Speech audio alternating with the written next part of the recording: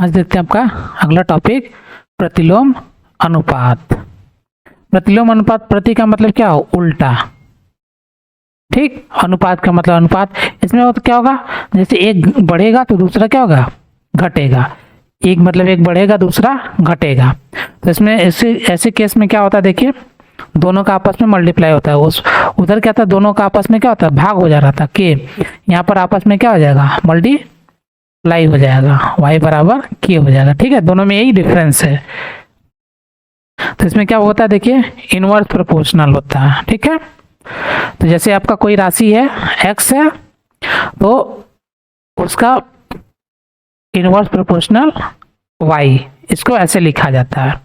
तो इसको हटाने के लिए हमेशा कोई नियतांक आता है, कोफिशिएंट x बराबर करेंगे फिर k इंटू 1/y।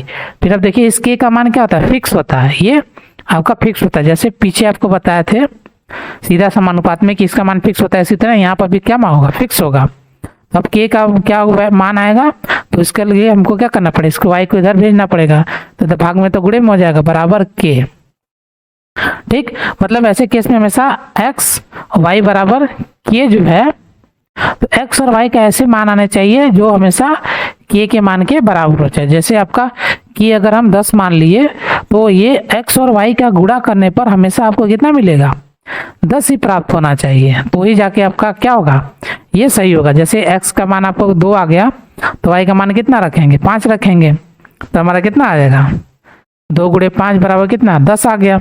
अगर हम x का मान कितना रख दें, 3 रख दें, तब y का मान कितना आएगा कि हमारा 10 ही आया, ठीक है। तो उस केस में क्या आएगा, देखिए उस केस में y का मान कितना लाना पड़ेगा, तो 2 गुणे y बराबर 10, ये x का मान 3 रखा तो 3 हो जाएगा, तो y बराबर कितना, 10/3 रखना पड़ेगा, ठीक। तब जाके हमारा क्या आएगा, x y मतलब 3 गुणे 10/3 करेंगे तो बराबर काटेंगे, कितना आएगा हमारा 10 आएगा, जो हमारा k का मान हमने माना अभी, ठीक है। तो ये चीज है। तो कह रहे हैं कि इसमें क्या होता है, एक वैल्यू अगर बढ़ेगा तो दूसरा क्या होता है, घटता है। देखिए यहाँ पे से हमारा x का मान 2 था, तो y का मान कितना 5 था। x का मान हमारा कितना बढ़ा दिया, 3 कर दिया, तो y का मान कितना आ गया, देखिए 10/3, इसको भाग देंगे कितना, 3.33 करके आएगा, मतलब देखिए ये 3 हो गया। x का मान 3 किया तो y का मान भी कितना 3 आ गया, लेकिन स्टार्टिंग में कितना था, y का मान 5 था, 5 से घट के कितना आ गया, 3 आ गया। जब हमने क्या किया, x का मान हमने बढ़ाया है, जब हमने x का मान बढ़ा के 2 से 3 किया, तो y का मान 5 से घट के कितना आ गया, 3 पर आ गया, मतलब ये मान बढ़ गया तो ये मान घट गया। इसको बोलते हैं क्या, आपका प्रतिलोम अनुपात, इनवर्स प्रोपोर्शन। इसमें आपका जो फार्मूला है वो उल्टा लगेगा, x1/x2 बराबर y2/y1। या सिंपल आप करिए, सीधा सीधा ऐसे करके लिखिए और दोनों को जो पास पास में उनको आपस में मल्टीप्लाई कर दीजिए, आपका आ जाएगा, ठीक है। चलिए अब शुरू करते हैं, आपका आगे देखते हैं आपका प्रश्नावली 11.2। इसमें देखिए आपका पहला क्वेश्चन, निम्न में से प्रतिलोम अनुपात में है, कौन कौन सा प्रतिलोम अनुपात में, उसको छांटना आपको। देख कर किसी कार्य पर लगे व्यक्तियों की संख्या और उस कार्य को पूरा करने में लगा समय।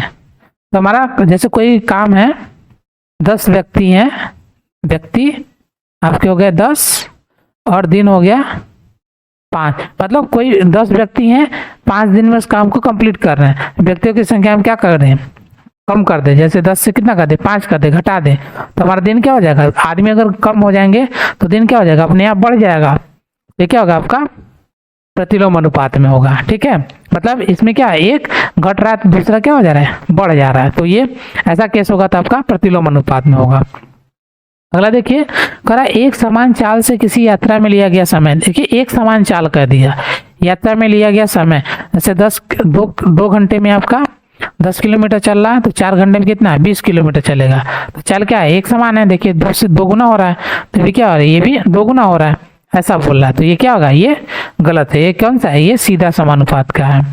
अगला देखिए, खेती की गई भूमि का क्षेत्रफल, खेती की गई भूमि मतलब ये आपका खेत है, ठीक है, और काटी गई फसल, काटी गई फसल, इसमें देखिए कोई रिलेशन ही नहीं आ रहा है, तो ये क्या है, ये भी आपका नहीं होगा। ये सीधा समानुपात है, ऐसा कुछ क्लियर भी नहीं हो रहा है, क्योंकि खेती की गई भूमि का क्षेत्रफल और काटी गई फसल दोनों में रिलेशन नहीं है। खेती की गई एक भूमि और दूसरी भूमि ऐसा दिया होता तो समझ में आता, लेकिन यहाँ पे काटी गई फसल मतलब एक तो खेती करने योग्य भूमि, दूसरा काटी गई, तो इसमें कोई रिलेशन नहीं दिख रहा, तो ये सीधा समानुपात भी नहीं कर सकते। अगला देखिए, एक निश्चित यात्रा में लिया गया समय और वाहन की चाल।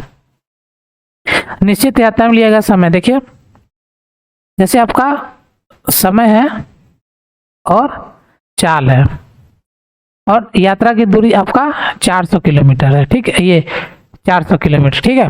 तो समय आपका मान लीजिए 8 घंटे लगता है, तो चाल कितना 50 किलोमीटर।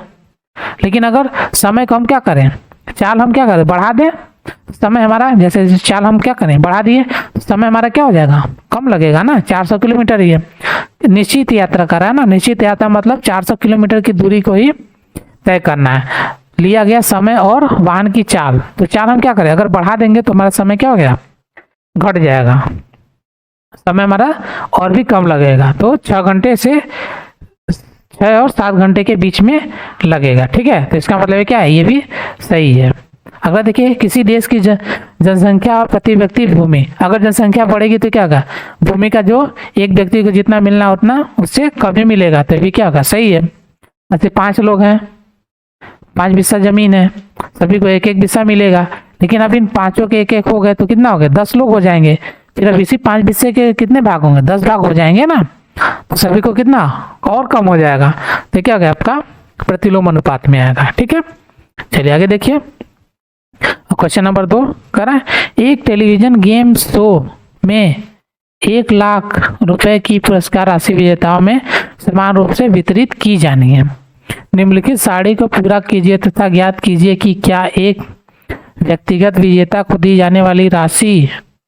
जाने वाली पुरस्कार की धनराशि विजेताओं की संख्या के अनुक्रमानुपाती है या व्युत्क्रमानुपाती है। देखिए इसमें दिया है पहला 1 लाख, दूसरे को कितना दे दिया 50,000, पहले वाले को 1 लाख दिया, दूसरे वाले को क्या इतना आधा कर दिया, 1 से कितना हो गया 2, 2 से कितना हो जाएगा आपका 4। इसको कैसे निकालेंगे, देखिए 2 गुणे 50,000 बराबर 4 गुणे क्वेश्चन मार्क। अब इसको करेंगे कितना आ जाएगा आपका 1 लाख हो जाएगा ये वापस। अब ये क्वेश्चन मार्क को भाग में गुणे में है, इधर आएगा तो भाग में हो जाएगा, 4 से मल्टीप्लाई करेंगे तो कितना 25 चौका 100, कितना आ जाएगा आपका 25,000, ठीक है। आपका हो गया 25,000।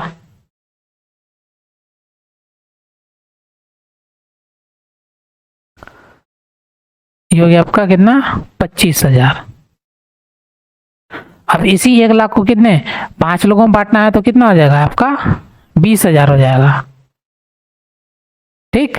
और 8 लोगों में बांटना होगा 1 लाख को ही, तो कितना में हो जाएगा, 1 लाख को हम बांट रहे हैं 8 में, तो काटिए, ये हो गया आपका 25,000 ऐसे हो गया, फिर 2 तो काटिए तो 1 12,500 हो जाएगा।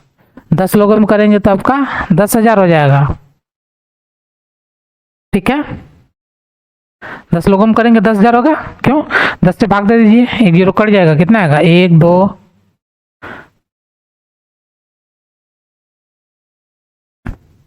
देखिए आपका हो जाएगा 1 लाख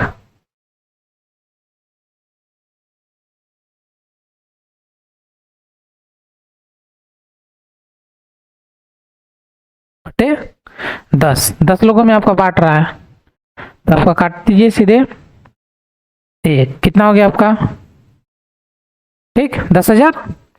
अब इसी तरह 20 से कर रहा है, 20 से करेगा तो 20 पंजे 100, पर व्यक्ति कितना मिलेगा 5,000 ही मिलेगा। इसमें कितना सीधे 20 से भाग देना पड़ेगा, ठीक है। तो इस काटेंगे तो कितना 5,000 आ जाएगा आपका। तो इस तरह से आपका कंप्लीट हो गया।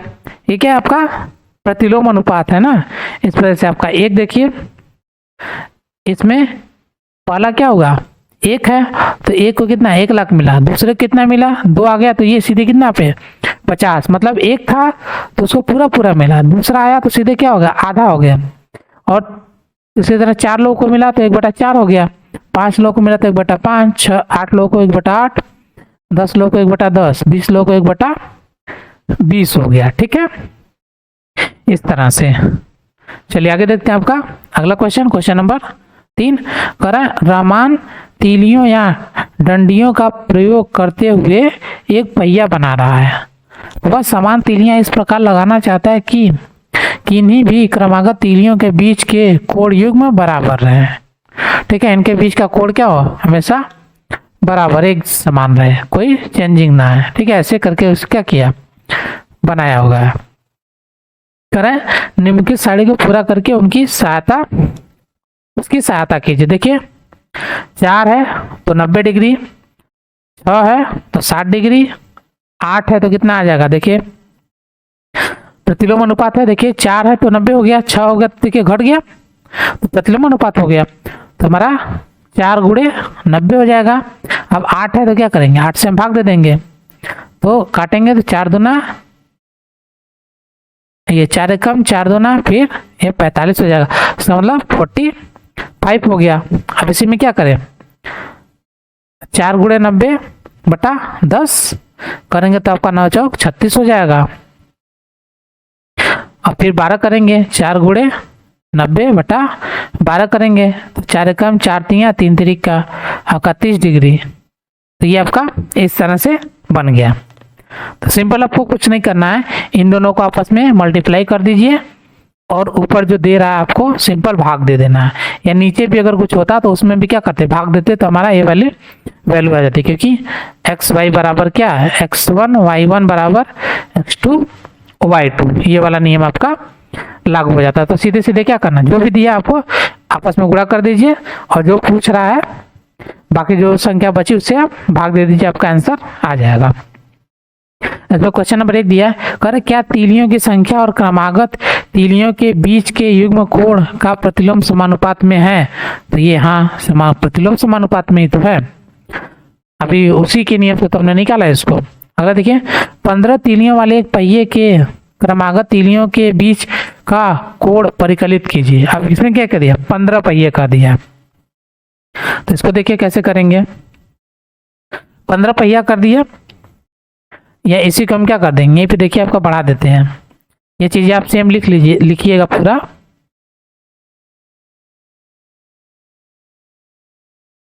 यहाँ पर हम एक खाना बढ़ाते हैं और इसमें लिखते हैं कितना, ये आपका ऐसे करके बढ़ा देते हैं, यहाँ लिख देते हैं 15। अब ये 15 तीलियां हो गया तो आपका हो जाएगा 4 गुणे 90/15, 15 छक्का 90, 9 चौक 6 चौका 24, ये आपका 24 डिग्री आ गया। ठीक है, बस इतना ही करना है, ज़्यादा कुछ नहीं करना है। इसी में एक लाइन आप बढ़ा के यहीं पे कर दीजिएगा, जैसे इस वाले को हमने निकाला है। अगला देखिए, यदि क्रमागत तीलियों के बीच युग्म के कोण का मान 40 हो तो आवश्यक तीलियों की संख्या ज्ञात कीजिए। अब कह रहा है 40 डिग्री हो, तो यहाँ कितना, यहाँ पे 24 है तो इसको 40 डिग्री बोल रहा है, तो देखिए यहाँ 40 के लिए सेम इसी तरह से है पूरा, यहाँ पर एक बना देते हैं छोटा सा, यहीं पे बना देते हैं आपका। ठीक है, ये आपका कह रहा है कि 40 डिग्री है, तो कह रहा है तीलियों की संख्या बताइए, तो इसमें क्या करें सेम वैसे ही 4 गुणे 90/40, जब हमने बताया काट दीजिए, एक कितना हो जाएगा 9 तीली हो जाएगा, ये आपका 9 आंसर हो जाएगा। ठीक, ये आंसर यहाँ पर ये वाला आंसर हो जाएगा। तो इस तरह से करेंगे पूरा, मतलब ये वाला आपको जो है ये बनाना पड़ेगा, अगर नहीं बनाना है तो उसको छोड़ दीजिए, सिंपल ऐसे कर लीजिएगा। ठीक है, ये जो नियम आपका है, नियम तो ऐसे ही रहेगा ही, यहाँ पे लिख देंगे x, ये आपका x हो जाएगा, ये आपका y हो जाएगा। अब x1 y1 देखिए दूसरे के लिए कर देते हैं बराबर x2 y2। x1 हो गया आपका 4 गुणे 90 बराबर, अब करा था 15 तीलियों के लिए, 15 गुणे y2 हो गया। तो सिंपल क्या कर देंगे, भाग दे देंगे, 4 गुणे 90 बटा 15 बराबर y2। ये हो जाएगा आपका 15 चौका, ये 15 छक्का 90, 9 चौक, ये 6 चौका 24 y2। ये आपका आंसर हो गया, ठीक है ना, डिग्री, ये आंसर। अगला तीसरा वाला भी कर लीजिए इसी तरह से, सेम ये वाला फार्मूला लगेगा। आपका हो जाएगा कितना, 4 गुणे 90 डिग्री बराबर आपका x2 इंटू 40 डिग्री, ये आपका 40 डिग्री। सीधे मल्टीप्लाई कर दीजिए, मल्टीप्लाई करना है तो, नहीं तो इसको भाग में कर लीजिए, बराबर x2 हो जाएगा। अब काटेंगे 0, ये एक बार में कितना आ गया, 9 डिग्री बराबर, ये 9 बराबर आपका x2 आ गया, ठीक, ये आंसर हो गया। तो इस तरह से आप कर लेंगे, पूरा हो गया ये, ठीक है। चलिए अगला क्वेश्चन देखते हैं आपका, क्वेश्चन नंबर 4 करें, यदि किसी डिब्बे की मिठाई 24 बच्चों में बांटा जाए तो प्रत्येक को 5 मिठाइयाँ मिलती हैं। यदि बच्चों की संख्या 4 की कमी हो जाए, तो 24 में से 4 की कमी कर दे, 20 हो जाए, तो प्रत्येक बच्चे को कितना मिठाई मिलेगा, कम की ज़्यादा, आपको ज़्यादा मिलेगा ना, 24 थे 5 मिल रहा था तो 20 हो गए, तो कितना 5 की जगह और बढ़ जाएगा थोड़ा सा। सॉल्व करिए तो इसमें क्या होगा आपका सीधा समानुपात, यहाँ पे लिखेंगे बच्चों की संख्या और मिठाई। बच्चों की संख्या कितनी है आपका 24 है, तो मिठाई कितना मिल रहा है आपको, 5 मिल रहा है।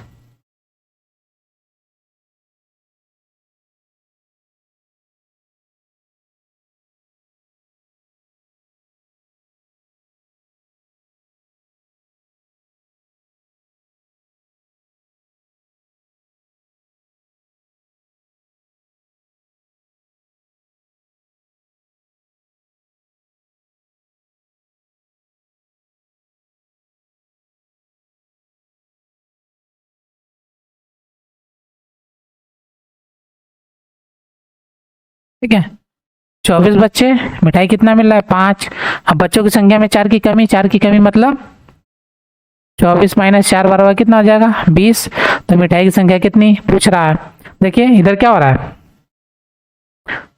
24 है तो 5, अब क्या कर रहा है, घट गया, माइनस हो रहा है, तभी क्या हो जाएगा, इधर हमारा ज्यादा हो जाएगा, तो एक घट रहा है दूसरा बढ़ रहा है, तो आपका x1 y, x और y कर देते हैं, यहां पर लिखेंगे, यहां पर प्रतिलोम अनुपात